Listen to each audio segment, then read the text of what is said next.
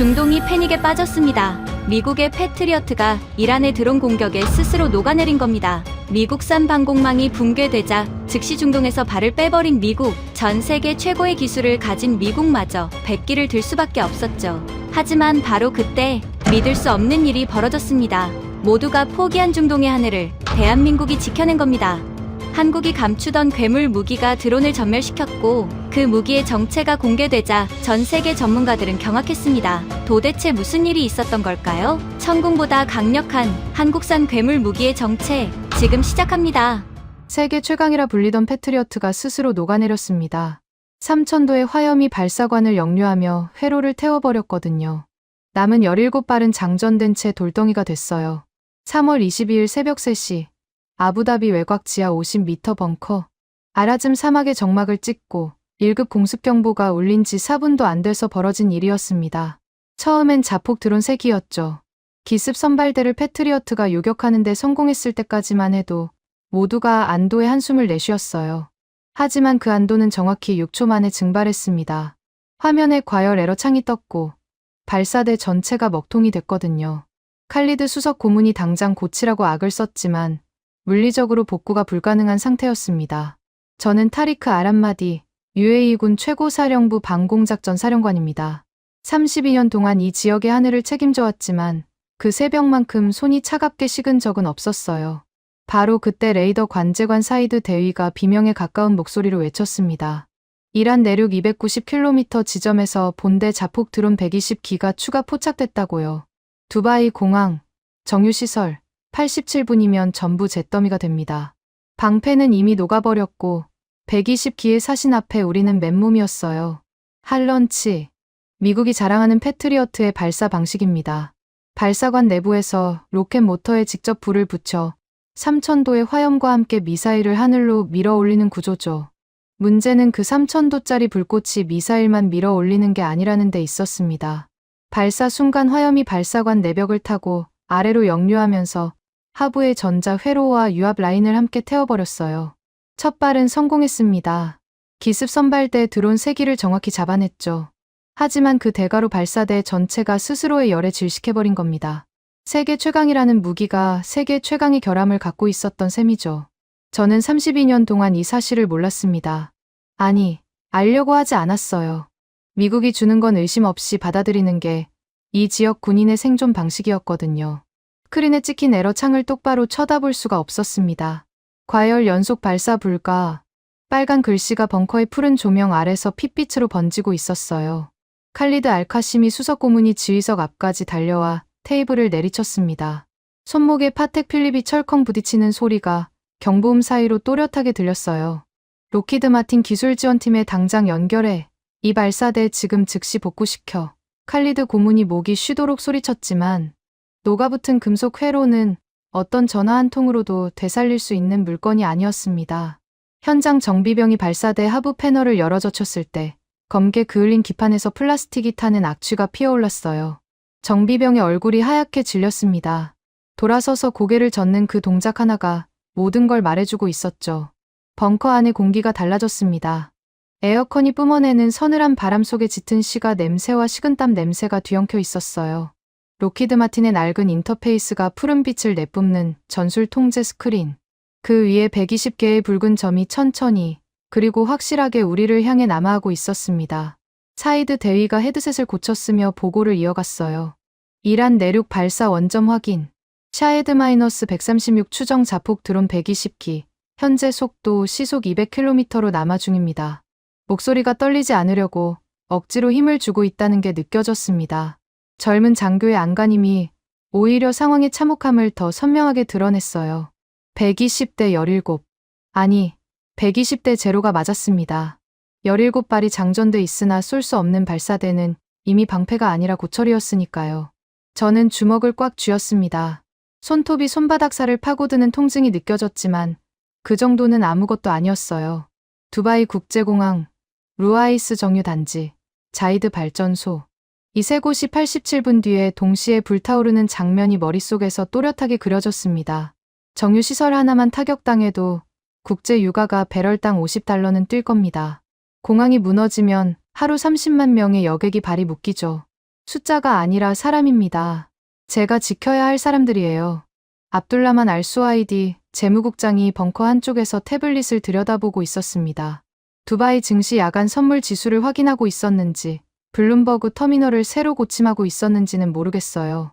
다만 에러 창이 뜨고 120기 포착 보고가 떨어진 직후 압둘라만 국장의 손가락이 멈추는 게 보였습니다. 톰 포드 무태안경 너머로 스크린에 붉은 점들을 올려다보더니 들고 있던 태블릿이 손에서 미끄러졌어요. 바닥에 부딪히며 화면이 갈라지는 둔탁한 소리가 벙커에 울렸습니다. 그대로 무릎이 꺾이며 의자 옆에 주저앉았어요. 나라가 불타는 것보다 엑셀 파일의 마이너스를 더 무서워하던 사람이었습니다. 그런데 지금 이 상황은 엑셀로 계산할 수 있는 차원의 문제가 아니었죠. 칼리드 고문이 황금 테스비율을 미친 듯이 돌려대고 있었습니다. 구슬이 부딪히는 딸깍딸깍 소리가 경보음 사이에 리듬처럼 끼어들었어요. 10만 달러짜리 묵주를 저렇게 거칠게 굴리면 줄이 끊어질 텐데 그런 건 이미 걱정할 여유가 사라진 얼굴이었습니다. 글로벌 스탠다드를 거스르면 안 된다고. 내가 그렇게 말했잖아. 미국만 믿으면 된다고. 거의 울먹이는 목소리였어요. 하지만 그 미국의 방패가 지금 자기 발밑에서 녹아내린 상태 아닙니까? 저는 그 말에 대꾸하지 않았습니다. 대꾸할 여유가 없었어요. 시간이 흘렀습니다. 87분이 80분이 됐고 75분이 됐어요. 벙커 안에 있는 모든 사람의 시선이 스크린에 고정돼 있었습니다. 붉은 점 120개가 밀리미터 단위로 남쪽을 향해 내려오고 있었어요. 느렸습니다. 자폭 드론이라는 것들이 원래 그렇습니다. 순항미사일처럼 초음속으로 날아오는 게 아니라 시속 200km 안팎으로 천천히, 아주 천천히 다가와요. 그 느림이 오히려 공포였습니다. 빠르면 차라리 생각할 틈이 없을 텐데 느리니까 머릿속에서 시뮬레이션이 끝없이 돌아가는 겁니다.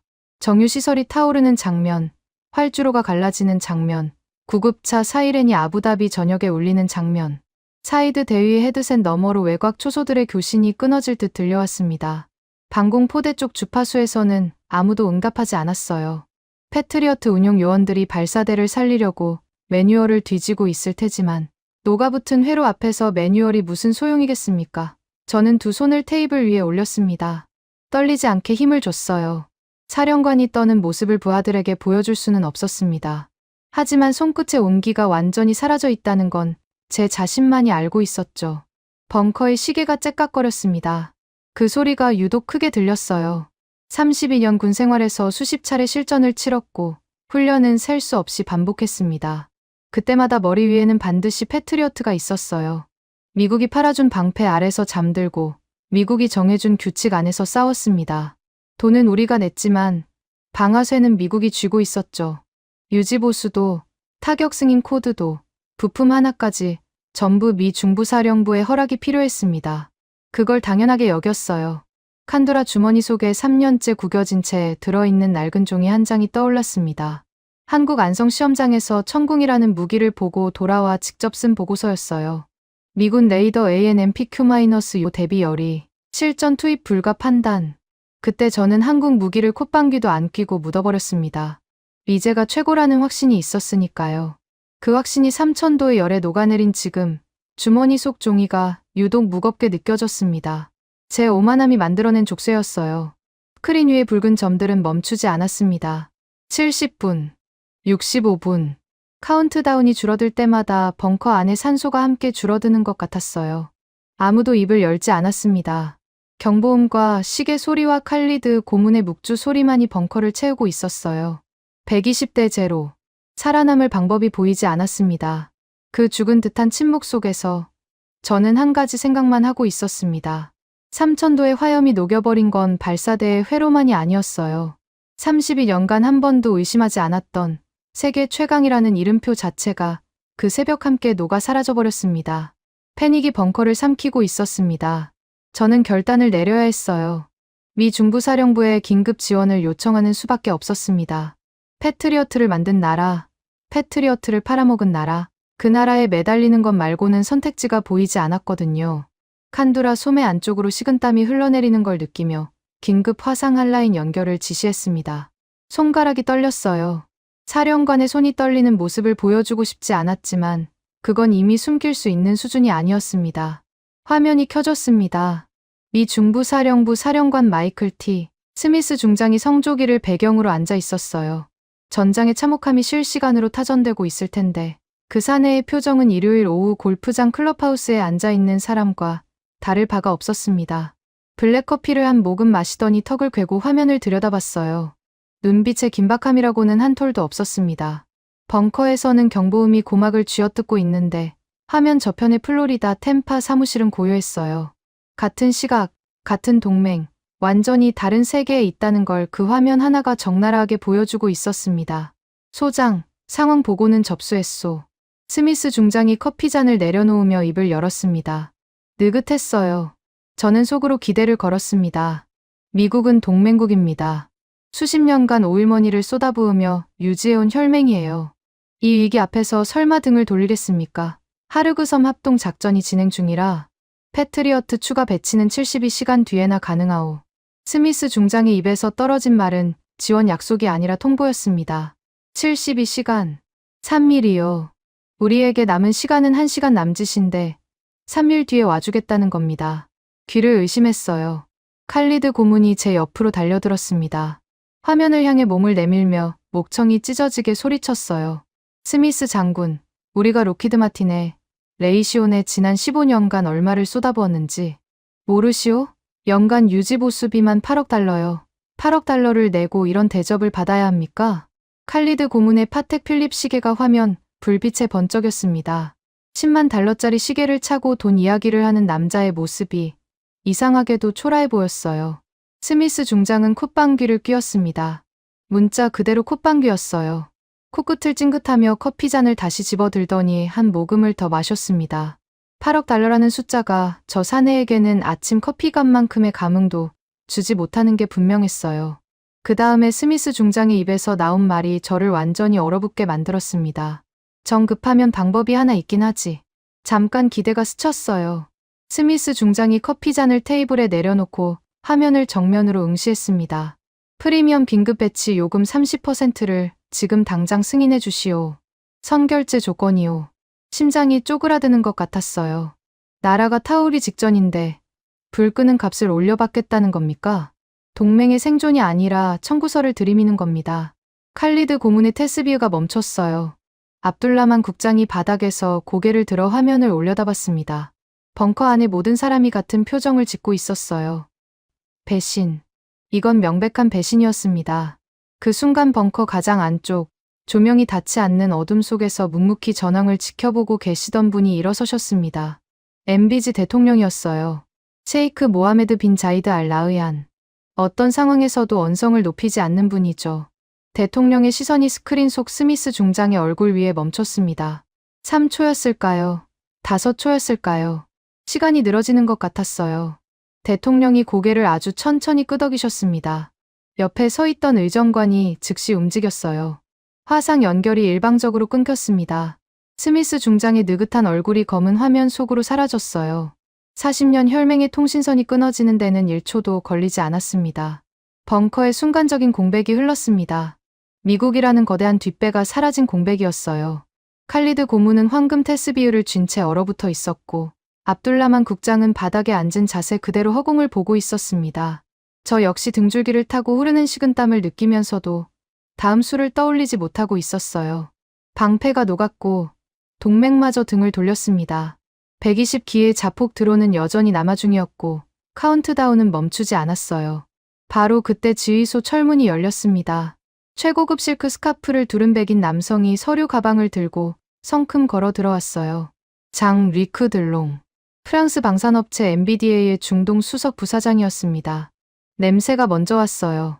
고급 향수 냄새가 벙커의 기름때와 식은땀 냄새를 밀어내며 번졌습니다. 들롱은 위기를 냄새 맡고 달려온 하이에나의 정확한 본능을 갖고 있었어요. 미국이 빠진 빈자리를 채우겠다며 테이블 위에 계약서를 딱 펼쳐놓았습니다. 유럽은 조건 없이 함께합니다. MBDA의 아스터-30 방공 시스템, 최신 사양으로 풀 패키지를 제안하겠소. 목소리에 자신감이 넘쳤어요. 위기의 순간을 기회로 뒤집는 데 단련된 장사꾼의 말투였습니다. 잠깐, 정말 잠깐이지만 한 줄기 빛이 보이는 것 같았습니다. 미국이 안 되면 유럽이 있다. 프랑스 무기가 미제만큼은 아니더라도 지금 당장 쓸 수 있는 대안이 된다면 그걸로 충분하지 않겠습니까? 압둘라만 국장이 바닥에서 일어나 계약서 쪽으로 다가갔어요. 톰 포드 안경을 고쳐 쓰고 조항을 훑기 시작했습니다. 납기 항목에서 국장의 손가락이 멈췄어요. 납기일 최소 24개월 소요? 압둘라만 국장의 목소리가 갈라졌습니다. 24개월. 2년입니다. 우리에게 남은 시간이 1시간도 안 되는데 2년 뒤에 무기를 보내주겠다고요? 들롱의 얼굴에는 한치의 동요도 없었어요. 이미 알고 들어온 겁니다. 당장 줄 물건은 없다는 걸 뻔히 알면서 위기에 빠진 고객의 서명부터 받아내려는 속셈이었죠. 들롱이 계약서를 밀며 미소를 지었습니다. 지금 서명하시면 1년 단축도 논의 가능합니다. 뻔뻔했어요. 1년을 단축해도 12개월입니다. 지금 이 벙커에 떨어지는 카운트다운은 분 단위인데 월 단위를 논하고 있었어요. 칼리드 고문이 갑자기 눈빛을 바꿨습니다. 뭐라도 잡아야 한다는 공포가 판단력을 먹어치운 얼굴이었어요. 서명합시다. 타리크. 일단 서명부터 해놓으면 미국에 대한 협상 카드도 되지 않겠소? 저는 칼리드 고문을 돌아봤습니다. 이 사람은 진심으로 이 종이가 우리를 살려줄 거라고 믿고 있었어요. 당장 쏠 수 있는 미사일 한 발 없는 계약서가 120기의 드론을 어떻게 막아준단 말입니까?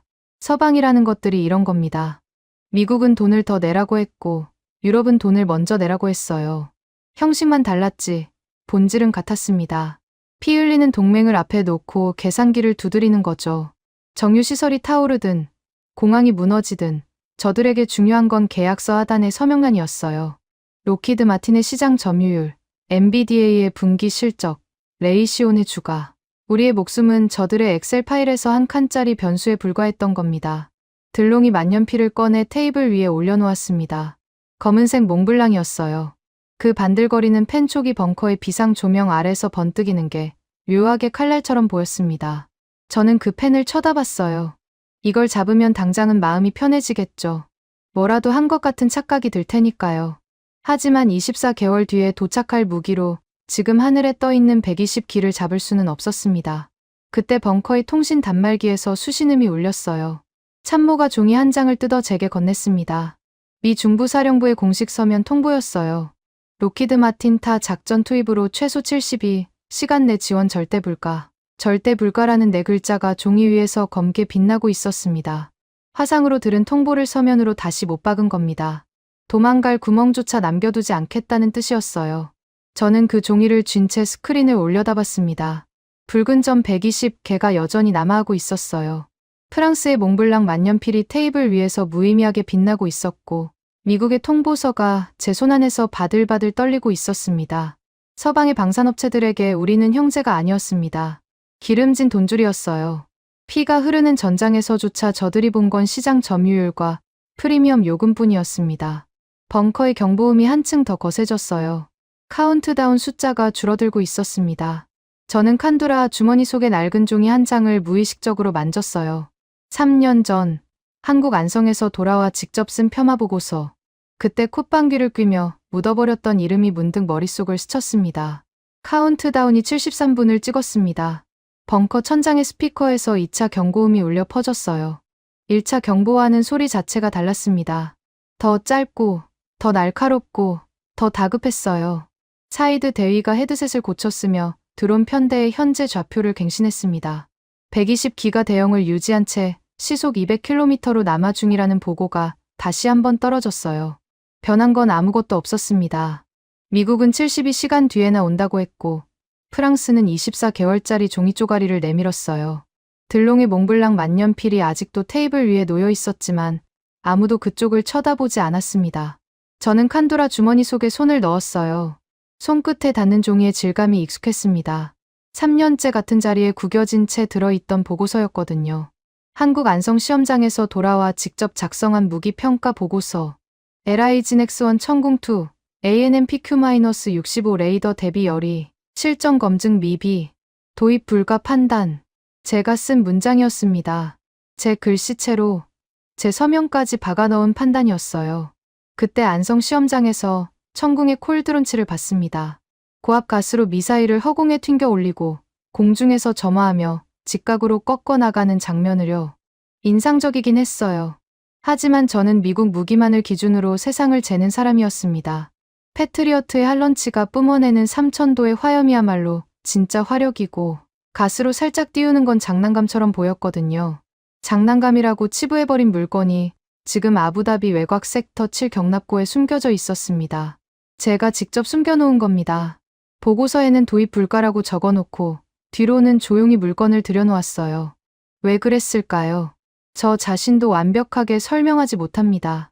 다만 안성 시험장에서 미사일이 직각으로 꺾이는 순간 뼛속 어딘가에서 뭔가가 찔렸던 기억이 있어요.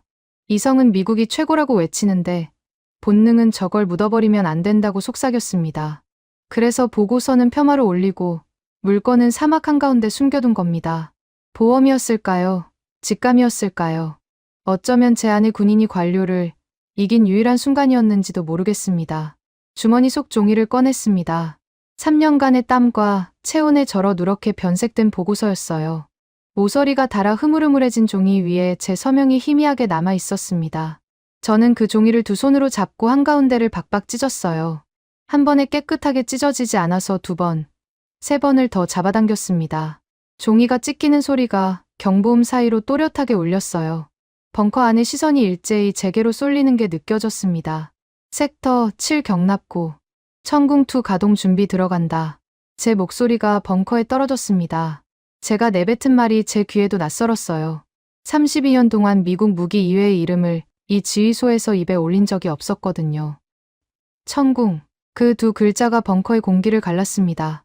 칼리드 고문이 벌떡 일어섰어요. 황금 테스비흐가 손안에서 딸깍거렸습니다. 얼굴이 벌겋게 달아올라 있었어요. 타리크, 제정신이요? 실전 기록이 단 한 줄도 없는 무기에 국가의 운명을 걸겠다는 겁니까? 침이 튀었습니다. 안성에서 직접 보고 열이 판정 내린 게 당신이잖소. 당신이 직접 쓴 보고서가 여기 있단 말이오. 칼리드 고문이 주머니를 뒤지며 같은 보고서의 사본을 꺼내 흔들었어요. 저는 바닥에 흩어진 제 보고서 조각들을 내려다봤습니다. 같은 문서의 원본은 이미 찢어져 제 발밑에 널브러져 있었죠. 압둘라만 국장이 바닥에서 간신히 일어나 제 팔을 잡았습니다. 톰 포드 안경이 한쪽으로 비뚤어져 있었어요. 소장, 미국 심기를 건드리면 어떻게 되는지 아시잖습니까?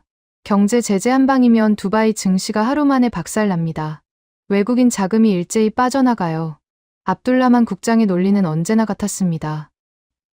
돈, 증시, 자본 유출, 나라가 잿더미가 되는 것보다 주가가 떨어지는 게 더 무서운 사람이에요. 평소라면 그 논리가 이 벙커에서 상당한 무게를 가졌을 겁니다. 하지만 평소가 아니었습니다. 크린 위의 붉은 점 120개가 증시보다 먼저 도착할 예정이었거든요. 칼리드 고문과 압둘라만 국장이 앞을 가로막고 있는 사이 지휘소 철문 쪽에서 움직임이 있었습니다. 검은색 007 브리프 케이스를 든 각진 정장 차림의 남성이 한 발짝 앞으로 나섰어요. 대한민국 방위사업청 중동수출단장 박진호. 군기가 바짝 든 체격에 감정이 읽히지 않는 얼굴이었습니다. 로비스트들의 향수 냄새도, 고문들의 고성도, 경보음도 이 사내에게는 아무런 영향을 주지 못하는 것 같았어요. 박 단장이 입을 열었습니다. 정치적 조건 따위 안답니다. 낮았어요. 하지만 벙커의 경보음을 뚫고 들어오는 무게가 있었습니다. 그냥 쏘십시오. 내 글자가 떨어졌을 때 칼리드 고문의 테스비흐가 멈췄어요. 들롱의 미소가 얼어붙었습니다. 3마디. 미국은 돈을 더 내라고 했고 프랑스는 24개월을 기다리라고 했는데 한국은 그냥 쏘라고 했습니다. 칼리드 고문이 고개를 돌렸어요. 지휘소 한쪽에 서 있는 또 다른 인물을 손가락으로 가리키며 비웃음을 터뜨렸습니다. 저 사람 좀 보시오. 타리크. 기름때 묻은 작업복 차림이에요. 작업복, 로키드 마틴 기술진은 정장을 입고 오는데 세계의 운명을 맡기겠다는 사람이 기름 냄새를 풍기고 있단 말이오. 칼리드 고문이 가리킨 곳에 김상철 책임연구원이 서 있었습니다. LIG 넥스원과 한화시스템 현장 기술 총괄. 등판에 땀이 배인 회색 정비복. 가슴에는 태극기 패치가 붙어 있었어요. 고급 향수와 실크 스카프와 파텍 필립이 넘쳐나는 이 벙커에서 기름때와 금속 냄새를 풍기는 사내는 김상철 연구원 한 명뿐이었습니다. 가동 준비에 40분은 걸리지 않겠소? 그 사이에 드론이 먼저 도착하면 어쩔 건데. 압둘라만 국장이 소리쳤어요. 40분. 그게 이 벙커에 있는 모든 사람의 상식이었습니다. 아무리 빨라도 미배치 상태의 방공 체계를 가동하려면 최소 40분은 필요하다는 게 군사 교범의 기본이었거든요. 김상철 연구원이 움직였습니다. 주머니에서 낡은 태블릿을 꺼내 들었어요. 화면에 금이 가 있었고 모서리가 달아 있었습니다. 로키드 마틴 기술진이 들고 다니는 최신형 노트북과는 급이 달랐어요. 하지만 김 연구원의 표정은 이 벙커 안에서 가장 평온했습니다. 경보음이 울리든 고문이 소리를 지르든 재무국장이 주저앉든 이 사내의 심박수는 변하지 않는 것 같았어요. 40분이라고 하셨습니까? 김 연구원이 처음으로 입을 열었습니다. 목소리에 감정이 없었어요. 과장도, 허세도, 변명도 없는 순수한 팩트의 질감이었습니다. 어젯밤에 로키드 마틴 정비팀 몰래 섹터 7 케이블 연동 작업을 다 끝냈습니다. 벙커의 공기가 멈췄어요. 칼리드 고문의 입이 벌어졌습니다. 들롱이 테이블 위에 몽블랑 만년필을 무의식적으로 집어들었다가 다시 내려놓았어요. 지금 발사 명령 내리시면 25분 컷입니다. 25분. 카운트다운이 73분일 때 발사 준비에 25분이면 발사까지 48분의 여유가 남는 겁니다. 40분이 걸린다던 상식을 15분이나 앞당긴 숫자였어요. 하지만 김 연구원에게 이건 기적이 아니었습니다. 수만 번의 테스트로 검증된 수학이었어요. 어젯밤 이 사내가 무엇을 했는지가 머릿속에서 그려졌습니다. 벙커 전체가 잠든 새벽, 로키드 마틴 정비팀의 눈을 피해 사막 한가운데 경납고로 걸어 들어갔을 겁니다. 기름때 묻은 손으로 케이블을 하나하나 연결하고 인터페이스를 세팅하고 시험 구동을 돌렸겠죠. 아무도 시키지 않았을 겁니다. 아무도 알지 못했을 거예요. 조용히, 묵묵히 혼자서 전쟁 준비를 끝내놓은 겁니다. 칼리드 고문의 얼굴에서 핏기가 빠졌습니다. 반론을 준비하려는 듯 입술이 달싹거렸지만 말이 나오지 않았어요. 40분이라는 무기를 빼앗긴 셈이었거든요. 압둘라만 국장도 마찬가지였습니다. 경제 제재를 외치던 입이 굳게 닫혔어요. 숫자를 무기로 쓰는 사람이 더 정확한 숫자 앞에서 할 수 있는 일은 없었습니다. 이태만 지사장이 고문들 사이를 비집고 들어왔어요. 덥수룩한 수염에 느긋한 미소가 걸려 있었습니다. 아랍 전통차 카락티를 현지인보다 잘 끓이는 중동통이죠. 살벌한 분위기 속에서도 이 사내의 여유는 어디서 오는 건지 모르겠어요. 이 지사장이 얇은 서류 봉투를 테이블 위에 슬며시 밀어 넣었습니다. 기술 사양서와 실사격 데이터 요약본이었어요. 들롱의 24개월짜리 계약서 바로 옆에 놓였습니다. 같은 테이블 위에 놓인 두 장의 종이가 이렇게 다를 수 있다는 게 묘했어요. 한쪽은 2년 뒤의 약속이었고 한쪽은 25분 뒤의 현실이었습니다. 저는 펜을 집어 들었습니다. 들롱의 몽블랑이 아니라 테이블 위에 굴러다니던 벙커 비품 볼펜이었어요. 이태만 지사장이 밀어 넣은 서류의 승일란에 서명을 갈겼습니다. 펜촉이 종이에 긁히는 소리가 벙커에 울렸어요. 칼리드 고문이 테스비유를 쥔 채 벽에 등을 기대며 고개를 떨궜습니다. 압둘라만 국장은 깨진 태블릿 화면을 멍하니 내려다보고 있었어요.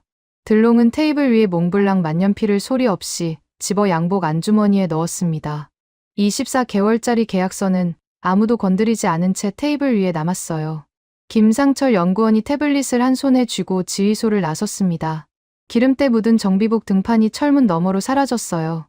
섹터 7 경납고를 향해 걸어가는 그 뒷모습에서 서두름도 긴장도 읽히지 않았습니다.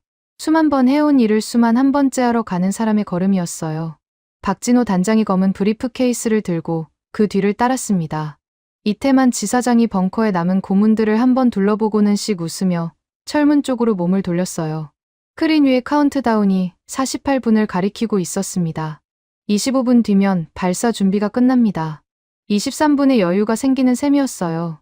저는 찢어진 보고서 조각들이 흩어진 바닥을 내려다봤습니다.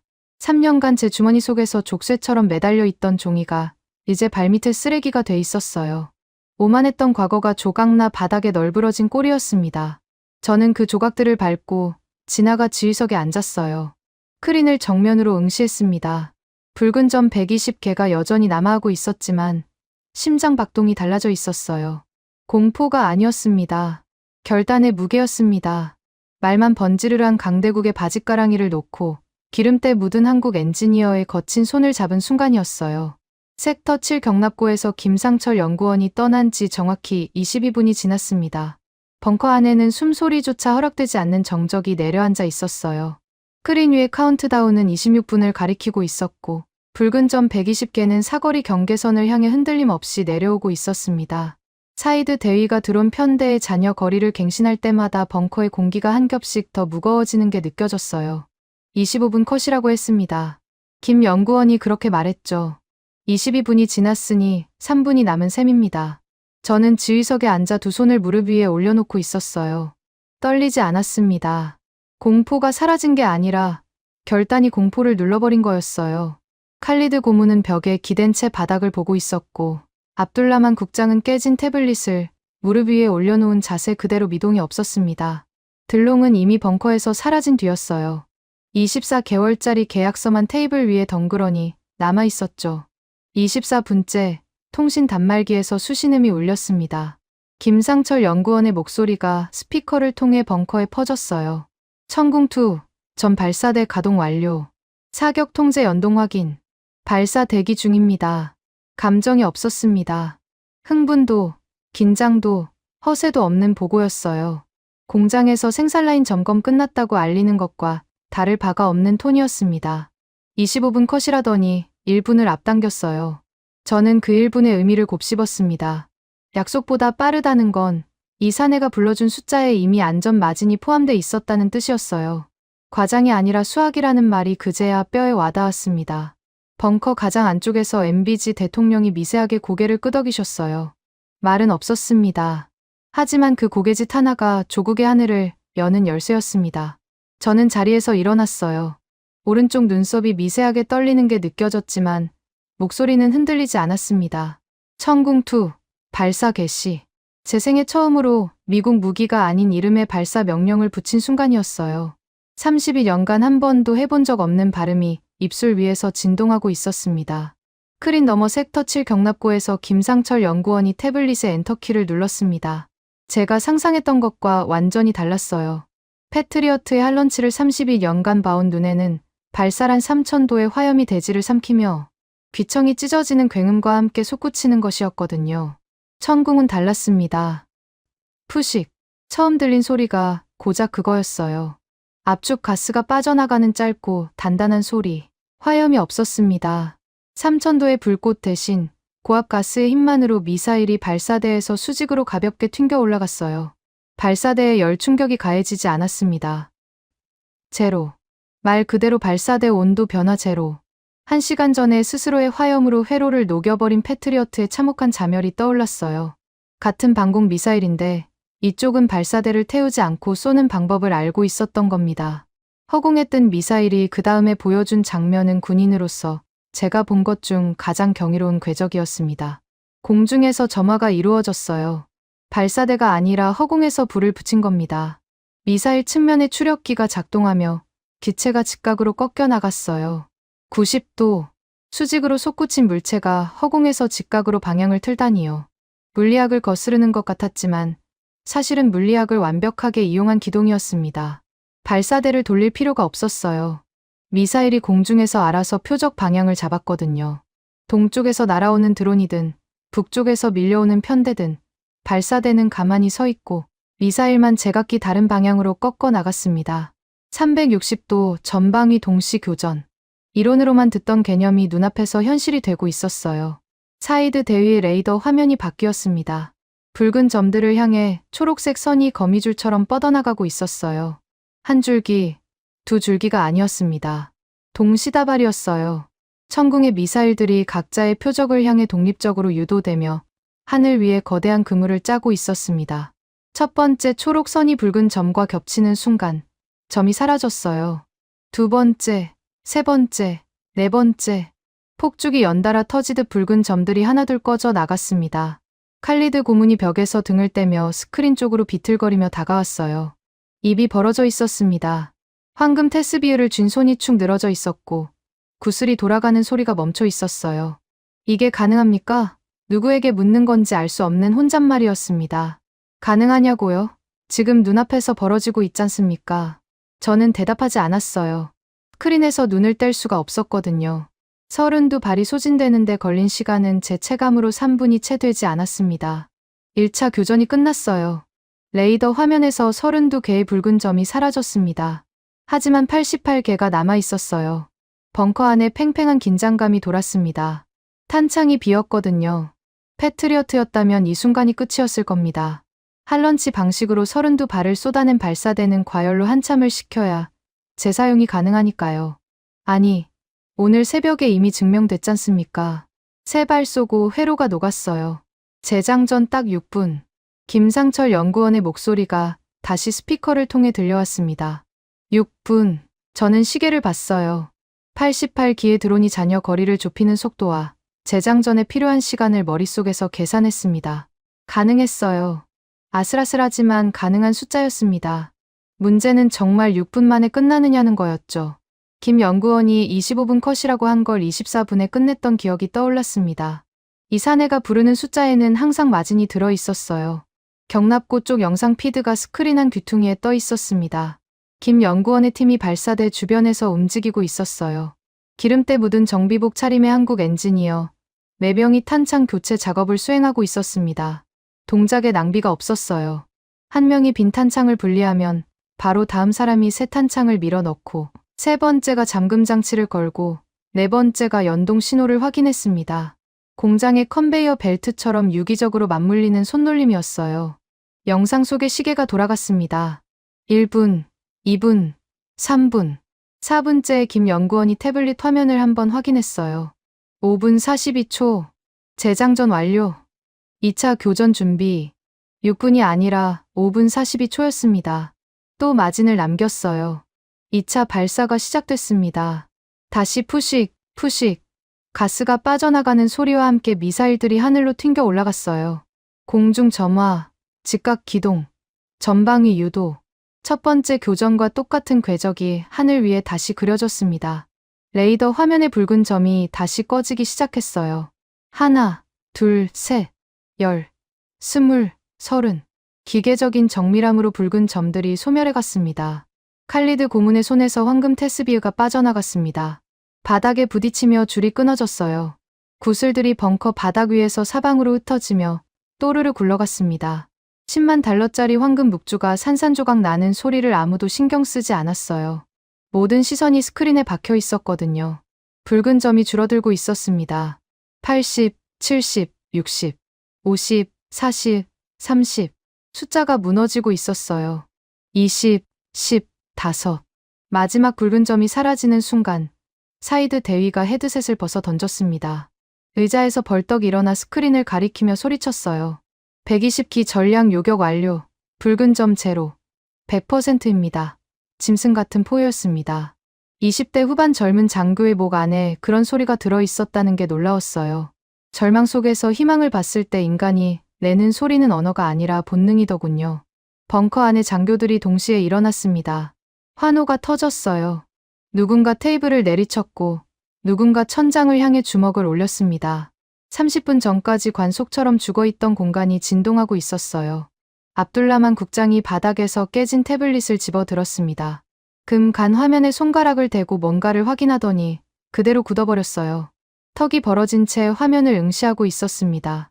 태블릿에 뜬 숫자가 궁금해서 옆으로 시선을 돌렸어요. 예상 피해의 경 달러. 120기의 자폭 드론이 목표로 삼았던 정유시설, 공항, 발전소의 피해액이 0이었습니다. 단 한 기의 드론도 목표에 도달하지 못했으니 피해가 발생할 리가 없었죠. 0. 이 얼마나 아름다운 숫자입니까? 나라, 경제를 엑셀로만 재던 사내의 세계에서 0달러는 어떤 수식보다도 강력한 증거였을 겁니다. 저는 지휘석에 그대로 앉아 있었습니다. 환호에 합류하지 못한 게 아니라 합류할 수가 없었어요. 방금 눈앞에서 벌어진 일의 규모가 머리 안에서 정리되지 않았거든요. 한국 안성 시험장에서 봤을 때 훈련 사격 명중률이 96%였습니다. 저는 그걸 보고도 열이 판정을 내렸어요. 100이 아니면 의미가 없다고. 4%의 실패 확률이 실전에서는 치명적이라고 보고서에 적었습니다. 96이라는 숫자가 한국의 지독한 겸손이었다는 걸 그때는 몰랐어요. 훈련장에서 일부러 극한 조건을 걸어 실패 데이터를 수집하고 그 데이터로 시스템을 깎고 또 깎아 실전에서 100을 만들어내는 나라였던 겁니다. 실전 레이더에 찍힌 숫자는 소름 끼치도록 완벽한 100이었어요. 단일 기에 오차도 없었습니다. 스크린 구석에 경납고 영상 피드에서 김상철 연구원이 보였습니다. 태블릿을 허벅지 옆에 축 늘어뜨린 채 발사대 옆에 서 있었어요. 환호도, 미소도, 어떤 감정 표현도 없었습니다. 방금 120기의 드론을 하나도 남기지 않고 소멸시킨 사람의 얼굴이 아니었어요. 공장에서 생산라인 점검을 마치고 퇴근 준비를 하는 사람의 표정이었습니다. 수만 번의 테스트와 수만 번의 검증을 거친 사람에게 실전은 시험의 연장선일 뿐이었던 거겠죠. 기름때 묻은 정비복 가슴에 태극기 패치가 경납고 비상등 아래서 선명하게 빛나고 있었어요. 바닥에 흩어진 황금 테스비의 구슬들이 장교들의 발에 밟히며 이리저리 굴러다녔습니다. 10만 달러짜리 금빛 파편이 군화 밑에서 지시겨지고 있었어요. 미국을 맹신하던 칼리드 고문의 신앙이 발밑에서 부서지는 소리였습니다. 칼리드 고문은 빈손을 내려다보고 있었어요. 묵주가 있어야 할 자리가 비어 있었습니다. 30년간 긴장할 때마다 돌리던 습관이 잘려나간 얼굴이었어요. 환호가 채 가시기도 전이었습니다. 사이드 대위가 헤드셋을 다시 집어들었어요. 환호 속에서도 레이더 화면을 놓지 않고 있었던 겁니다. 젊은 장교의 얼굴에서 승리의 빛이 순식간에 걷혔어요. 소장님, 이란 내륙 290km 지점의 적 발사대가 여전히 가동 중입니다. 벙커의 환호가 칼로 자른 듯 멈췄습니다. 방금 120기를 전멸시켰다는 안도감이 목구멍까지 올라왔다가 그대로 얼어붙었어요. 드론은 잡았지만 드론을 쏘아 올린 발사대가 살아있었습니다. 지금 이 순간에도 이란 내륙 어딘가에서 다음 편대를 준비하고 있을 거라는 뜻이었죠. 방어에 성공했을 뿐이었습니다. 적의 주먹을 막아낸 것이지 적의 팔을 꺾은 게 아니었어요. 막아내기만 해서는 끝나지 않습니다. 발사 원점을 찍어야 해요. 뿌리를 뽑지 않으면 다음 물결은 더 거세질 테니까요. 저는 자리에서 일어났습니다. 지휘석에서 스크린까지 네 걸음을 걸었어요. 이란 내륙의 좌표가 붉은 삼각형으로 깜빡이고 있었습니다. 290km. 천궁의 방어 사거리 밖이었어요. 방패로는 닿지 않는 거리였습니다. 칼이 필요했어요. 섹터 7 경납고 가장 안쪽 구역. 하나 천무 17기 덮개를 벗겨라. 제 입에서 명령이 떨어졌습니다. 천무 K239 하나 디펜스가 만든 다연장 로켓 시스템이었어요. 천궁이 방패였다면 천무는 칼이었습니다. 사거리 290km를 넘기는 칼. 경납고 가장 깊은 곳에 방수포를 덮어둔 채 숨겨져 있던 물건이었죠. 저는 그것도 천궁과 함께 들여놓았습니다. 보고서에는 없는 무기, 미국이 모르는 무기, 이 사막 아래 묻어둔 비수였어요. 명령이 떨어지자마자 벙커 메인 스크린이 번쩍였습니다. 끊겼던 화상 연결이 되살아난 게 아니었어요. 미 중부사령부 쪽에서 강제로 회선을 뚫고 들어온 겁니다. 스미스 중장의 얼굴이 화면에 나타났습니다. 2시간 전 블랙커피를 마시며 턱을 괴고 있던 느긋한 표정이 완전히 사라져 있었어요. 사색이었습니다. 입술이 하얗게 질려 있었고 성조기 앞에 자세도 흐트러져 있었어요.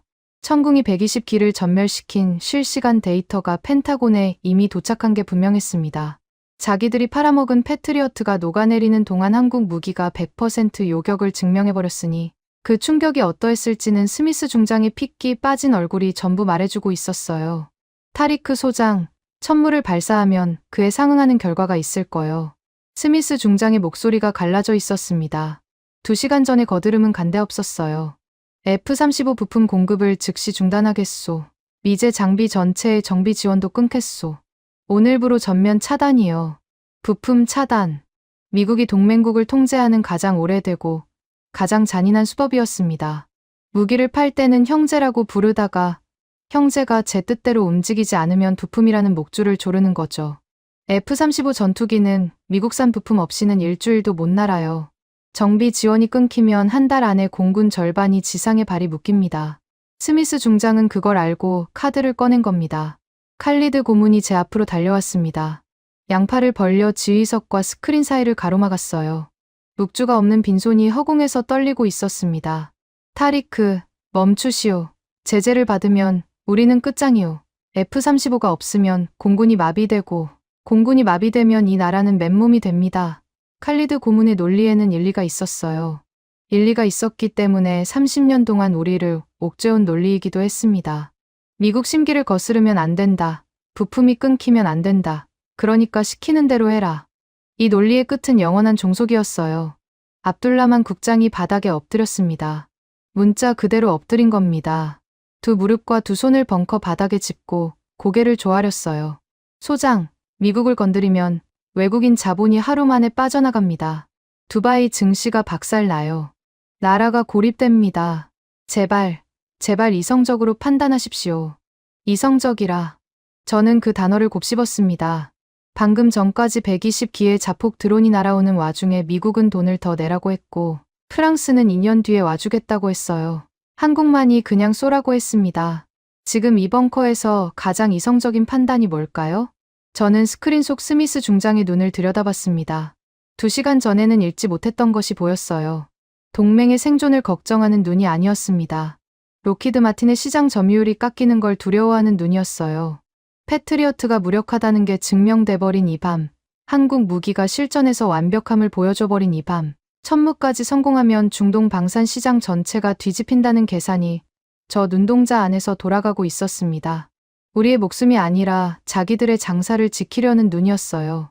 벙커 가장 안쪽에서 발소리가 들렸습니다. MBG 대통령이 옥좌에서 일어나 천천히 걸어 나오셨어요. 모든 시선이 대통령에게로 쏠렸습니다. 칼리드 고문이 팔을 내리고 한 발짝 물러섰어요. 압둘라만 국장이 바닥에서 고개를 들었습니다. 대통령이 제 앞에 멈춰 서셨어요. 눈을 마주쳤습니다. 어떤 상황에서도 언성을 높이지 않는 분이죠. 이번에도 목소리는 낮았습니다. 하지만 그 낮은 목소리에 실린 무게는 벙커 전체를 짓누르고 있었어요. 미국의 분노를 감당하고 이 결과에 대해 완전히 책임질 수 있겠소? 질문이었지만 질문이 아니었습니다. 이건 마지막 관문이었어요. 대통령이 제게 묻고 있는 건 천무의 성공 가능성이 아니었습니다. 40년 동안 미국이라는 그늘 아래서 살아온 이 나라가 그 그늘을 스스로 걷어차고 맨볕 아래 설 각오가 되어 있느냐는 질문이었어요. 부품이 끊기고 자본이 빠지고 동맹이라는 이름의 보호막이 사라진 뒤에도 버틸 수 있느냐는 물음이었습니다. 저는 거수경례를 올렸습니다. 손끝이 이마에 닿는 순간 오른팔이 미세하게 떨렸어요. 하지만 목소리는 떨리지 않았습니다. 떨릴 수가 없었어요. 32년 군인의 생애를 이 한마디에 걸어야 했거든요. 책임지겠습니다. 세 글자가 벙커에 울렸습니다. MBG 대통령이 고개를 끄덕이셨어요. 그리고 돌아서서 메인 스크린 쪽으로 걸어가셨습니다. 스미스 중장의 얼굴이 화면에서 부품 차단 협박을 반복하고 있었어요. 대통령이 단상 아래 통신 패널 앞에 섰습니다. 아무도 움직이지 못했어요. 대통령의 손이 화상 연결 코드를 잡았습니다. 아무런 망설임 없이 거칠게 뽑아버렸어요. 스미스 중장의 얼굴이 화면에서 사라졌습니다. 찌직 하는 노이즈 소리와 함께 검은 화면만 남았어요. 40년 혈맹의 통신선이 두 번째로 끊어졌습니다. 이번에는 대통령이 직접 손으로 끄는 거였어요. 벙커 안의 모든 인원이 숨을 멈추고 있었습니다. 저는 돌아서서 지휘소 전체를 바라봤어요. 장교들, 참모들, 고문들, 모든 얼굴이 제게 향해 있었습니다. 하나 천무 전면 발사 승인. 제 목소리가 벙커 벽에 부딪혀 돌아왔어요. 복창이 뒤따랐습니다. 장교들의 목소리가 겹쳐지며 벙커를 채웠어요. 그때 통신 단말기에서 수신음이 울렸습니다. 글로벌 군사 영감 제인스의 긴급 속보 타전이었어요. 참모가 종이를 뜯어 건넸습니다. 미제 패트리어트가 스스로 멈춰선 중동의 밤. 한국 방산이 100% 실전을 증명하다. 종이 위의 활자가 눈앞에서 번졌어요. 세계가 이미 보고 있었습니다. 이 벙커 안에서 벌어진 일이, 이 사막 위에서 증명된 숫자가 지구 반대편의 군사 전문가들에게까지 실시간으로 전해지고 있었던 겁니다. 저는 종이를 접어 칸두라 주머니에 넣었어요. 3년 전 오판 보고서가 있던 자리에 제인스의 속보가 들어갔습니다. 동맹의 이름으로 목을 조르던 개목걸이는 끊어졌어요. 천무 17기가 사막 어딘가에서 발사 명령을 기다리고 있었습니다. 김상철 연구원의 손가락이 태블릿 위에서 움직였습니다. 굳은 살이 박인 검지가 타격 좌표를 세팅하고 있었어요. 이란 내륙 290km 지점. 적 발사대 12기가 밀집해 있는 좌표였습니다. 경납고 영상 피드 속에서 천무 17기의 덮개가 이미 벗겨져 있었어요. 사막의 모래바람 속에서 발사대가 하늘을 향해 도열한 모습이 스크린 뒤퉁이에 비치고 있었습니다. 천궁의 콜드론치가 푸식하는 가스 소리로 시작됐다면 천무는 시작부터 차원이 달랐어요. 김 연구원의 검지가 발사 아이콘을 눌렀습니다. 그 순간 지하 50m 벙커의 방탄유리가 떨렸어요. 소리가 먼저 온 게 아니었습니다. 진동이 먼저였어요. 대지가 흔들렸습니다. 바닥이, 벽이, 천장이, 지휘석의 팔걸이가 미세하게 떨리기 시작했어요. 그 다음에 소리가 왔습니다. 천궁의 가스 소리와는 비교 자체가 불가능한 굉음이었어요. 고막을 찢는다는 표현이 과장이 아니었습니다. 지하 50m를 뚫고 내려오는 소리가 이 정도라면 지표면에서의 충격파는 어땠을까요? 벙커 안에 커피잔이 테이블 위에서 덜덜덜 미끄러졌어요. 누군가가 쓰러뜨린 건지, 진동에 밀린 건지, 들롱이 놓고 간 24개월짜리 계약서가 테이블에서 미끄러져 바닥으로 떨어졌습니다. 아무도 죽지 않았어요. 섬광이었습니다. 경납고 영상 피드가 순간적으로 하얗게 번졌어요. 카메라가 과노출되어 화면이 증발하듯 날아갔습니다. 2초가 지나자 영상이 돌아왔어요. 천무 로켓이 화염의 꼬리를 끌며 사막 위를 가르고 있었습니다. 하나가 아니었어요. 17기의 발사대에서 동시에 솟구친 로켓들이 사막의 검은 하늘을 주황색으로 물들이고 있었습니다. 초음속이었어요. 눈으로 따라갈 수 없는 속도로 빛의 선이 북동쪽을 향해 쭉 그어졌습니다. 벙커에 정적이 내려앉았어요. 숨소리조차 들리지 않았습니다. 모든 사람이 스크린만 보고 있었어요. 사이드 대위가 위성 열화상 화면을 메인 스크린으로 전환했습니다. 이란 내륙의 표적 지역이 열화상 이미지로 떠올랐어요. 어두운 화면 위에 적 발사대 12기의 열원이 점점이 찍혀 있었습니다. 천무가 290km를 주파하는 시간. 저는 시계를 봤어요. 초침이 움직이는 게 보였습니다. 1분, 2분, 3분. 벙커 안에 모든 사람이 같은 시계를 보고 있었을 겁니다. 아니, 시계를 보는 게 아니라 시간을 세고 있었겠죠. 심장 박동으로요. 4분째였습니다. 사이드 대위의 열화상 화면이 변했어요. 표적 지역 전체가 하얀 빛으로 뒤덮였습니다. 열화상 카메라가 감당하지 못할 수준의 열량이 한꺼번에 쏟아진 겁니다. 화면이 완전히 하얗게 타올랐어요. 1초, 2초, 3초. 하얀 화면이 서서히 걷히기 시작했습니다. 열원이 사라져 있었어요. 12개의 점이 찍혀 있던 자리가 텅 비어 있었습니다. 오차 제로. 12기의 적 발사대가 단 한 기의 잔해도 남기지 않고 증발해버렸어요. 4분이었습니다. 발사에서 타격까지 딱 4분. 290km 밖의 표적을 4분 만에 지워버린 겁니다. 저는 지휘석 팔걸이를 쥐고 있었어요. 손에 힘이 들어가 있다는 걸 그제야 깨달았습니다.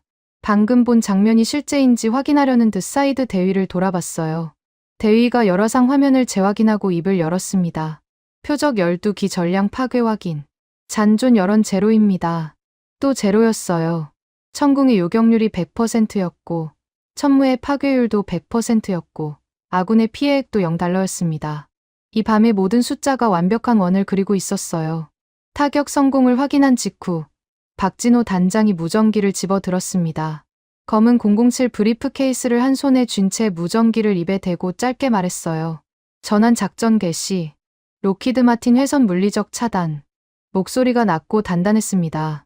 이미 정해져 있던 수순인 듯 한치의 머뭇거림도 없었어요. 방어도 끝났고 공격도 끝났습니다. 이제 남은 건 이 사령부의 심장을 바꾸는 일이었어요. 현지 장교 6명이 지휘소를 빠져나가 복도를 달렸습니다. 군화 소리가 벙커 통로에 울려 퍼졌어요. 목적지는 메인 서버실이었습니다. 펜타곤과 이 사령부를 연결하는 데이터 케이블이 뿌리를 내리고 있는 심장부요. 저는 스크린의 보안 카메라 피드를 서버실 화면으로 전환했어요. 장교들이 서버실 철문을 열고 안으로 뛰어들어가는 장면이 보였습니다. 서버실 내부는 미국의 추수판이었습니다. 로키드 마틴 로고가 박힌 서버렉이 벽면을 따라 줄지어 있었고 굵은 데이터 케이블이 천장과 바닥을 거미줄처럼 연결하고 있었어요. 40년간 이 케이블을 통해 미 중부사령부의 명령이 흘러들어왔습니다. 부품 발주도, 정비 일정도, 타격 승인 코드도 전부 이 선을 타고 왔죠. 이 케이블이 곧 목줄이었어요. 돈은 우리가 냈지만 사령부의 두뇌는 미국이 쥐고 있었습니다. 장교 한 명이 서버렉 뒤로 들어갔어요. 로키드 마틴 로고가 찍힌 굵은 메인 케이블을 양손으로 잡았습니다. 잡아당겼어요. 한 번에 빠지지 않았습니다. 40년간 박혀있던 뿌리가 쉽게 뽑힐 리가 없었죠. 두 번째 장교가 달려와 함께 잡았어요. 둘이서 당기자 커넥터가 비명을 지르듯 삐걱거렸습니다. 세 번째 당김에 케이블이 빠져나왔어요. 불꽃이 한 줌 튀었습니다. 서버렉의 상태등이 하나둘 꺼져 나갔어요. 다음 케이블, 그 다음 케이블. 장교들이 거침없이 선을 뽑아나갔습니다. 도끼로 찍어내듯 거칠게, 하지만 정확하게 로키드 마틴의 통신 회선만 골라서 분리해 나갔어요. 보안 카메라 피드 속에서 로키드 마틴 로고가 박힌 케이블 더미가 서버실, 바닥 위에 뱀의 사체처럼 쌓여갔습니다. 통신 회선이 끊어지는 순간마다 벙커 메인 스크린의 인터페이스가 하나씩 죽어갔어요. 로키드 마틴이 깔아놓은 C4의 전술 통제 화면이 오류를 뿜으며 조각나기 시작했습니다. 푸른빛 인터페이스가 깜빡이다가 꺼졌어요. 40년간 이 벙커를 지배해온 화면이 검어지는 광경을 지켜보는 건 묘한 감정이었습니다. 두려움보다는 해방감에 가까웠어요. 목줄이 풀리는 느낌이랄까요. 대기하고 있던 한국 엔지니어 3명이 서버실로 들어갔습니다. 김상철 연구원의 팀이었어요. 기름때 묻은 정비복 차림은 경납고에서와 똑같았습니다. 이들이 K방공망 연동 서버를 양팔로 안고 왔어요. 로키드 마틴 서버가 빠진 빈렉에 한국제 서버를 밀어 넣었습니다. 쾅! 서버가 렉에 안착하는 소리가 보안 카메라 마이크를 타고 벙커까지 울렸어요. 케이블을 연결하고 전원을 인가하고 부팅 시퀀스를 돌렸습니다. 장교들이 뽑아낸 케이블 대신 새 케이블이 꽂혀 들어갔어요. 한국제 커넥터가 아랍의 서버렉에 단단히 물리는 모습을 보면서 저는 심장 이식 수술이 이런 거구나 하는 생각이 들었습니다. 메인 스크린이 다시 살아났어요. 검은 화면에 부팅 로고가 떠올랐습니다. 로키드 마틴의 독수리 로고가 아니었어요. 태극 문양이었습니다. 파란색과 빨간색이 어우러진 원형 로고가 스크린 중앙에서 천천히 회전하며 로딩되고 있었어요. 벙커 안의 모든 시선이 그 문양에 고정됐습니다. 로딩이 끝나자 새로운 인터페이스가 펼쳐졌어요. 한글과 아랍어가 나란히 병기된 통합 전술 통제 화면이었습니다. LIGNX1과 한화 시스템의 방공 체계가 이 사령부의 새로운 두뇌로 올라선 순간이었어요. 40년 동안 이 벙커의 두뇌를 지배해온 낡은 칩이 뽑혀 나갔습니다. 그 자리에 대한민국이라는 새로운 심장이 이식됐어요. 저는 지휘석에서 일어나 메인 스크린 앞으로 걸어갔습니다. 한글과 아랍어가 병기된 통합 인터페이스 위에 손을 뻗었어요. 화면에 손끝이 닿자 방공 레이더 커버리지, 천궁 발사대 상태, 천무자녀 탄약 현황이 일목요연하게 펼쳐졌습니다. 모든 데이터가 실시간으로 갱신되고 있었어요. 미국의 승인 코드 없이, 미국의 허락 없이 제 손가락 하나로 조국의 하늘 전체를 통제할 수 있게 된 겁니다. 저는 스크린 좌측 상단에 선명하게 박힌 태극 문양을 올려다봤습니다. 그것이 뿜어내는 빛이 벙커의 푸른 조명보다 더 밝게 느껴졌어요. 새로운 인터페이스의 빛이 벙커를 채우고 있었습니다. 한글과 아랍어가 나란히 빛나는 스크린 아래서 장교들이 새 시스템에 적응하느라 분주하게 움직이고 있었어요. 저는 지휘석에 앉아 방금 완료된 전환 작전의 무게를 소화하려 하고 있었습니다.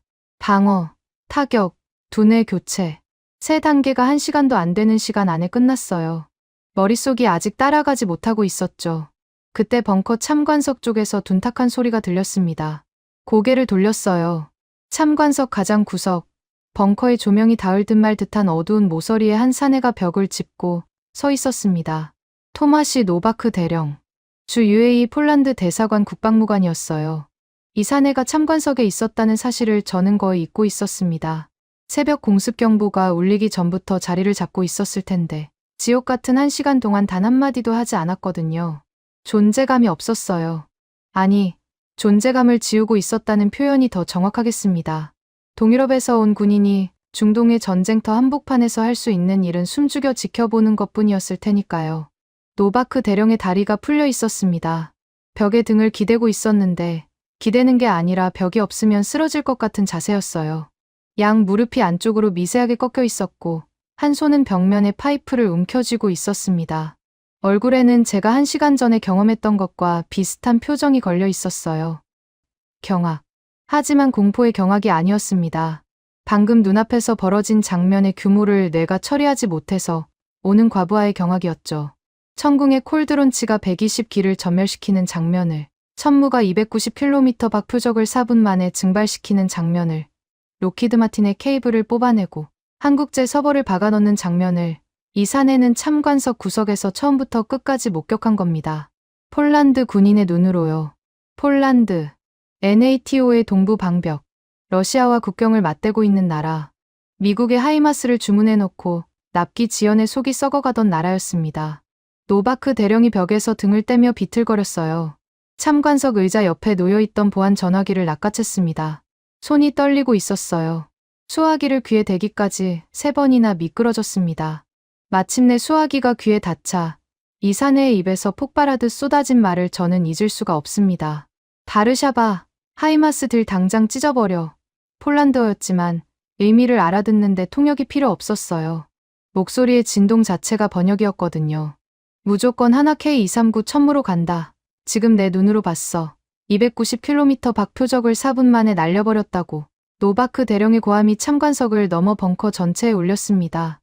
칼리드 고문이 고개를 돌렸어요.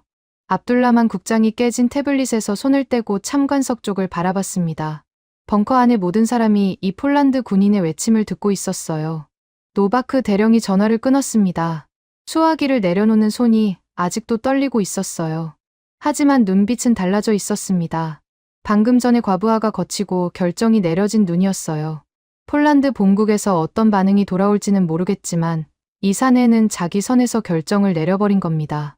이제 하이마스를 버리고 하나 천무로 갈아타겠다는 결정을요. 30분 전까지 미국의 부품 차단 협박에 벙커 전체가 얼어붙어 있었는데 지구 반대편 폴란드 군인이 제일 먼저 미국을 찢어버리겠다고 소리친 겁니다. 아이러니였어요. 미국이 제일 두려워하던 시나리오의 첫 번째 단추가 중동이 아니라 동유럽에서 끊어진 셈이었죠. 연쇄 반응이 시작된 건 그로부터 정확히 3분 뒤였습니다. 벙커 한쪽에서 이태만 지사장의 양복 주머니가 진동하기 시작했어요. 한 대가 아니었습니다. 주머니 속에 들어있던 핸드폰 3대가 동시에 울렸어요. 덜덜덜. 양복 원단이 떨리는 소리가 벙커의 잔향 속에서 또렷하게 들렸습니다. 이 지사장이 주머니에서 전화기를 하나씩 꺼냈어요. 첫 번째를 확인하고, 두 번째를 확인하고, 세 번째를 확인했습니다. 3대를 다 확인한 뒤 이 지사장의 얼굴에 번진 표정을 저는 한마디로 설명하기 어렵습니다. 미소였는데 그냥 미소가 아니었어요. 판이 뒤집히고 있다는 걸 가장 먼저 감지한 사람의 얼굴이었습니다. 이 지사장이 제게 다가왔어요. 덥수룩한 수염 사이로 씩 웃음을 지으며 전화기 화면을 보여줬습니다. 소장님, 사우디 국방장관한테서 왔습니다. 목소리가 낮았지만 흥분을 숨기지 못하고 있었어요. 레이시온 미사일 납품팀 돌려보냈답니다. 아예 돌려보냈어요. 그리고 천궁 백지수표 견적서를 당장 뽑아달라고 합니다. 금액 상한선 없이요. 백지수표, 상한선 없는 견적서. 사우디가 미국 레이시온을 차버리고 한국 천궁에 올인하겠다는 뜻이었습니다. 중동 최대 방산 시장의 판이 실시간으로 뒤집히고 있었어요. 두 번째 전화는요? 제가 물었습니다. 이 지사장이 두 번째 화면을 들어 보였어요. 폴란드 바르샤바 국방부입니다. 노바크 대령 전화 받고 바로 연락 온 겁니다. K239 천무 공식 도입 절차 문의가 왔어요. 노바크 대령의 고함 한 통이 3분 만에 본국의 공식 문의로 돌아온 겁니다. 이게 실시간이었어요.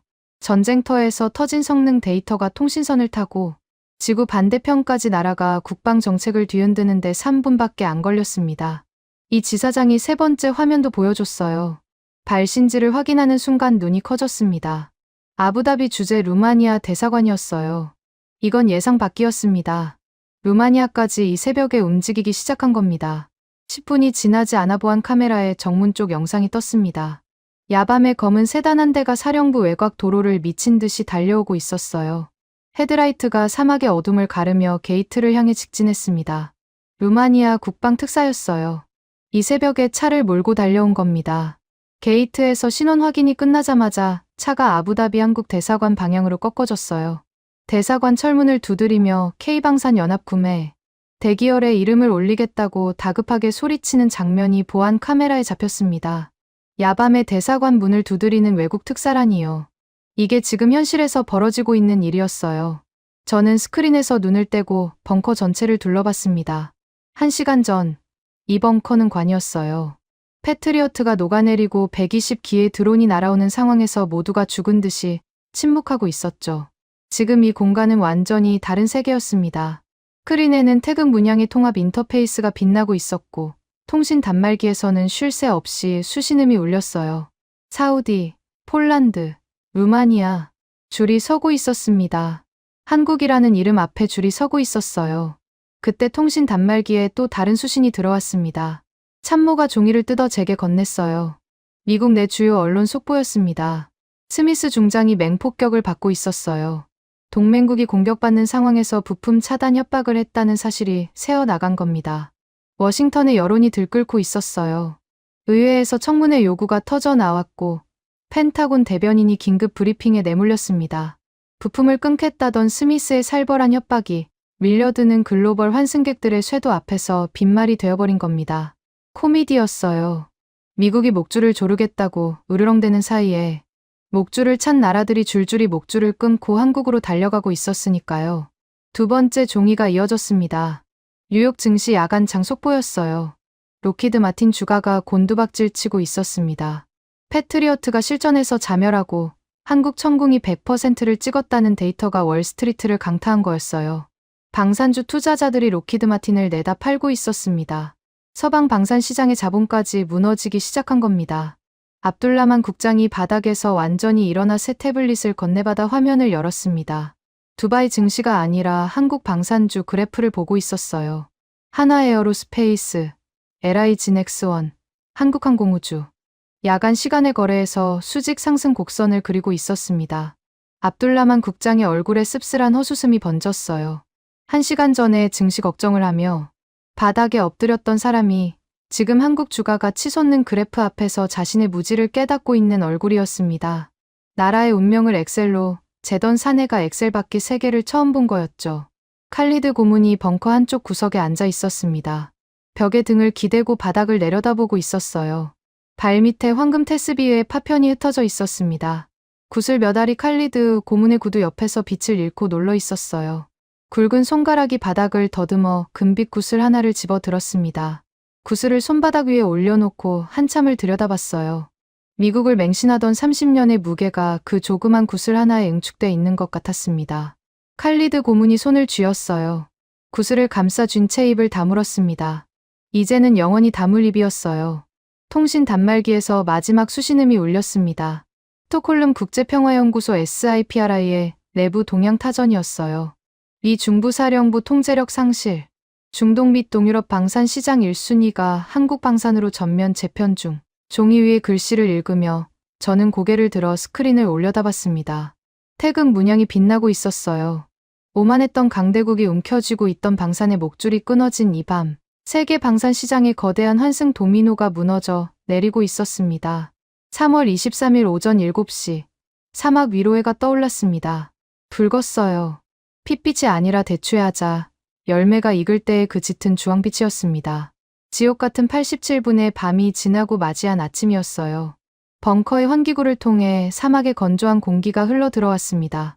시가 연기와 식은땀과 금속 냄새로 가득 차 있던 공기가 조금씩 밀려나가고 있었어요. 장교들의 얼굴에 밤새 내려앉아 있던 긴장의 그림자도 함께 거치는 것 같았습니다. 벙커 메인 스크린에 새로운 자막이 떠올랐어요. MBG 대통령의 특명이었습니다. 화면에 박힌 굵은 글씨를 읽는 순간 저는 지휘석 팔걸이를 쥔 손에 힘이 들어가는 걸 느꼈어요. 대한민국 원유 1800만 배럴 우선 공급. 조건 없는 1순위 배정. 1800만 배럴. 조건 없음. 1순위. 한 글자 한 글자가 스크린 위에서 무게를 갖고 빛나고 있었습니다. 1순위의 자리는 비어있던 게 아니었어요. 누군가를 밀어내야 생기는 자리였습니다. 사이드 대위가 스크린 하단의 배정 변경 내역을 불러왔어요. 일본이었습니다. 40년 가까이 UAE 원유 배정 1순위를 한 번도 내준 적이 없던 나라였죠. 그 일본이 3순위로 밀려나 있었어요. 1순위에서 3순위로의 강등은 외교적 수사로 포장할 수 있는 수준이 아니었습니다. 사실상 후순위 통보였어요. 이 밤, 일본은 아무것도 하지 않았거든요. 미국 패트리어트가 녹아내리는 동안 침묵했고, 한국 천궁이 하늘을 지키는 동안에도 침묵했습니다. 위기의 순간에 존재하지 않았던 동맹은 보은의 순간에도 존재할 자격이 없었어요. MBG 대통령이 의정관을 대동하고 벙커를 나서셨습니다. 나서시기 직전 대통령의 시선이 스크린 좌측 상단의 태극 문양에 잠깐 멈췄어요. 1초도 되지 않는 짧은 시선이었지만 그 안에 담긴 의미는 모든 외교 문서보다 무거웠습니다. 어떤 상황에서도 언성을 높이지 않는 분이 끝까지 언성을 높이지 않은 채 행동으로만 모든 결론을 내린 밤이었어요. 전황이 마무리됐습니다. 장교들이 교대 근무에 들어가고 정비병들이 장비 점검에 나섰어요. 통신 단말기의 수신음도 뜸해지기 시작했습니다. 벙커가 서서히 일상의 리듬을 되찾아가고 있었어요. 저는 지휘석에서 일어났습니다. 다리가 뻣뻣했어요. 몇 시간을 앉아 있었는지 감각이 없었거든요. 스크린을 한 번 더 확인했습니다. 붉은 점은 단 하나도 남아있지 않았어요. 레이더 화면은 깨끗했습니다. 이 깨끗함이 얼마나 많은 사람의 손에서 만들어진 건지 저는 이제야 비로소 실감하고 있었습니다. 벙커를 나섰어요. 무언가에 홀린 듯 발이 움직였습니다. 지휘소에서 섹터 7 경납고까지 2km. 사막의 아침 공기가 얼굴을 때렸어요. 밤새 지하에 있었으니 바깥 공기가 낯설었습니다. 건조하고 뜨거웠어요. 모래 알갱이가 바람에 실려 볼을 스쳤습니다. 위성 감시를 피하기 위해 특수 전파, 흡수 도료가 칠해진 경납고의 외벽이 아침 햇살 아래서 검게 빛나고 있었어요. 이 사막 한가운데의 검은 상자 안에 어젯밤 조국의 하늘을 지켜낸 모든 것이 들어 있었습니다. 경납고 안으로 들어갔어요. 천무 발사대가 도열해 있는 구역을 지나 가장 깊은 곳으로 걸어 들어갔습니다. 발사를 마친 천무 발사대는 포신 끝에 그을음이 묻어 있었어요. 몇 시간 전 290km 밖 표적을 증발시킨 화염의 흔적이었죠. 발사대 표면에 손을 대봤습니다. 아직 미지근한 온기가 남아 있었어요. 쇳덩이에서 체온이 느껴지다니 이상한 감각이었습니다. 천무 발사대를 지나 더 안쪽으로 걸어갔어요. 경납고의 비상등만이 희미하게 길을 비추고 있었습니다. 가장 깊고 어두운 구역이었어요. 제가 여기까지 들어온 건 처음이었습니다. 천군과 천무를 들여놓을 때도 이 구역은 김상철 연구원의 팀만 출입했거든요. 어둠 속에서 윤곽이 드러났습니다. 두꺼운 회색 방수포로 덮인 거대한 형체가 도열해 있었어요. 하나, 둘, 셋. 세어봤습니다. 17기였어요. 천무 발사대와 비슷한 크기인데 형태가 달랐습니다. 포신이 더 길었어요. 전체적인 실루엣이 천무보다 한 단계 더 날카로웠습니다. 궁금하셨습니까? 등 뒤에서 목소리가 들렸어요. 돌아보지 않아도 누구인지 알았습니다. 기름때와 금속 냄새가 먼저 왔거든요. 김상철 연구원이었습니다. 언제부터 뒤따라왔는지 모르겠어요. 이 산에는 발소리조차 내지 않는 사람이었습니다. 김 연구원이 제 옆으로 와서 나란히 섰어요. 방수포로 덮인 17기의 발사대를 함께 바라봤습니다. 김 연구원이 가장 가까운 발사대의 방수포 끝자락을 잡았어요. 살짝 들어 올렸습니다. 방수포 아래서 드러난 금속 표면에 한글이 새겨져 있었어요. 각인이었습니다. 비상등의 희미한 빛 아래서 겨우 읽을 수 있었어요. 한화. 그리고 그 아래에 다른 이름이 있었습니다. 천검. 천무 계량형입니다. 김 연구원이 방수포를 다시 내려놓으며 말했어요. 감정이 없는 평소의 톤이었습니다. 사거리 500km. 500km. 천무의 290km를 거의 배 가까이 뛰어넘는 숫자였어요. 이란 내륙의 발사대를 4분 만에 날려버린 천무도 경이로웠는데 그보다 사거리가 210km 더 긴 물건이 이 경납고 가장 깊은 곳에 잠들어 있었던 겁니다. 어젯밤 내내 천군과 천무만으로 전쟁이 끝났다고 생각했어요. 한국이 보여준 패가 전부라고 여겼습니다. 전부가 아니었어요. 패를 다 펼친 줄 알았는데 소매 안에 아직 꺼내지도 않은 카드가 남아 있었던 겁니다. 필요할 때까지 패를 숨겼을 뿐입니다. 김 연구원이 덧붙였어요. 허세가 아니었습니다. 이 사내의 입에서 나오는 말에는 허세가 끼어들 틈이 없었거든요. 수만 번의 테스트로 검증된 사실만을 전달하는 사람이었어요. 천궁이 방패였고 천무가 칼이었다면 천검은 아직 칼집에서 꺼내지도 않은 비수였습니다. 500km.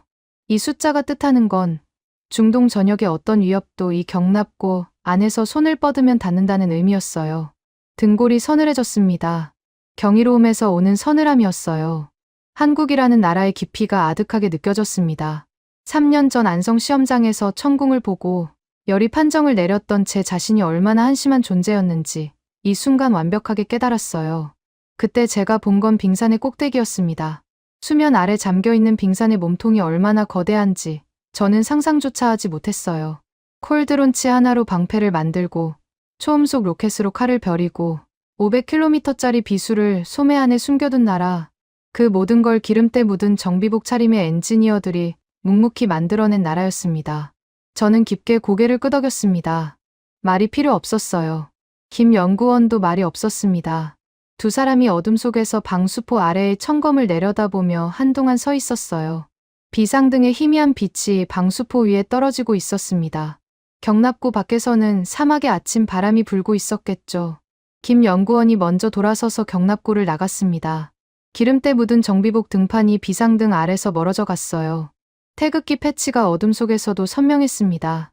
저는 잠시 더 그 자리에 서 있었어요. 주머니에 손을 넣었습니다. 손끝에 종이 조각이 닿았어요. 3년 전 오판 보고서에 찢어진 파편이었습니다. 벙커에서 찢어버렸지만 주머니 안쪽에 조각 몇 개가 남아 있었나 봐요. 경납고를 나왔습니다. 사막의 아침 햇살이 눈을 찔렀어요. 붉은 해가 수평선 위로 완전히 올라와 있었습니다. 모래바람이 불고 있었어요. 가늘고 건조한 바람이었습니다. 저는 주머니에서 보고서 조각들을 꺼냈어요.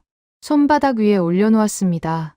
LIG 넥스원 천궁2, 도입 불가 판단.